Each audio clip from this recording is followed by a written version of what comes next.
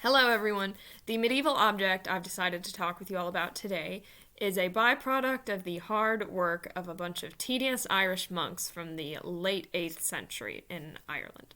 So, the Book of Kells is a very special manuscript of the four Gospels Matthew, Mark, Luke, and John of the Bible.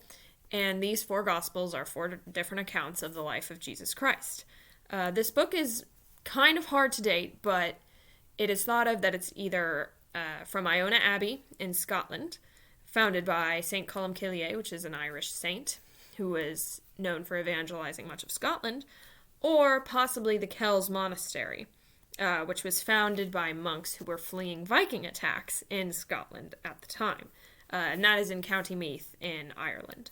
So it's from one of those two places, roughly around the late 8th century. In the late 17th century, the book was brought to Trinity College Dublin for preservation purposes and to continue to educate people about the history of the book. The Book of Kells was, like I said earlier, a byproduct of active medieval Irish monks of the time. In the time of the Book of Kells, production of such fine and beautiful art was actually a symbol of piety and Christian devotion to the church. And that kind of connects with a lot of the medieval art that we've seen throughout this class this semester, because so much of it seems grandiose and colorful, and, the cathedrals are so eye-catching.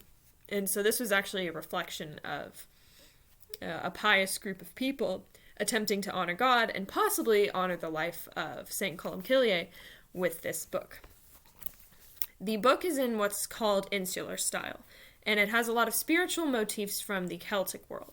So insular style is a generalized term that suggests the book is influenced by the entirety of what we now know as the British Isles. So not just necessarily Celtic styles of art, but that island of Ireland, what's now known as the British Isles in general, including the United Kingdom, had a particular style of art that's shown in the Book of Kells.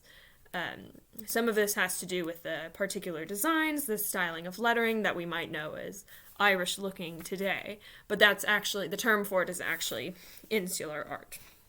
The pages of the Book of Kells themselves are made of vellum, which is young calf skin. So we think now it's like printing a book is so easy because we have things like, inventions like the printing press and normal printers to help us out.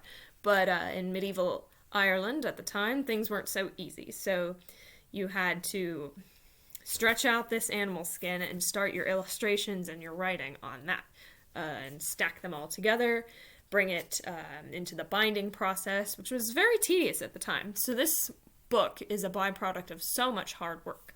This hard work took place in a room called a scriptorium, which was designed for this very purpose, to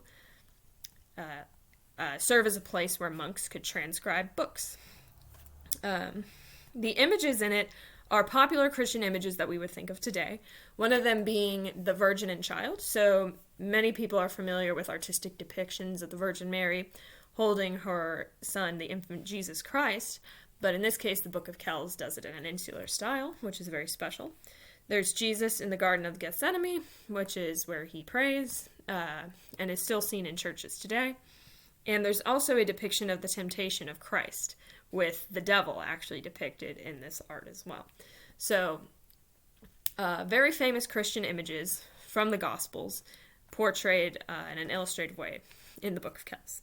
There are facsimiles that exist today, so if you can't go see the actual Book of Kells at Trinity College in Dublin, there are ways you can still view it, because thanks to a 2013 scan by Trinity College, all the pages of the book are available to be seen online.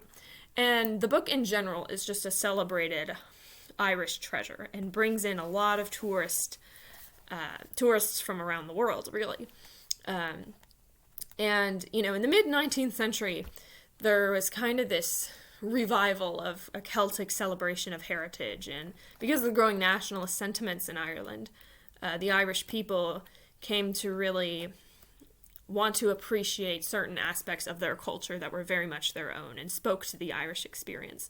So this means, the preservation of Irish sports through the GAA, this means celebrating Irish literature and Irish writers, revival in teaching and advocating for the Irish language, and celebrating Irish art and artifacts, including things like the Book of Kells. So this is a very special Irish artifact even today, and has made its way through the medieval era into the modern age, and turns into an object we study and love today. So I hope you enjoyed my little video on the Book of Kells, and I would encourage you to check out the pages on Trinity College Dublin's website.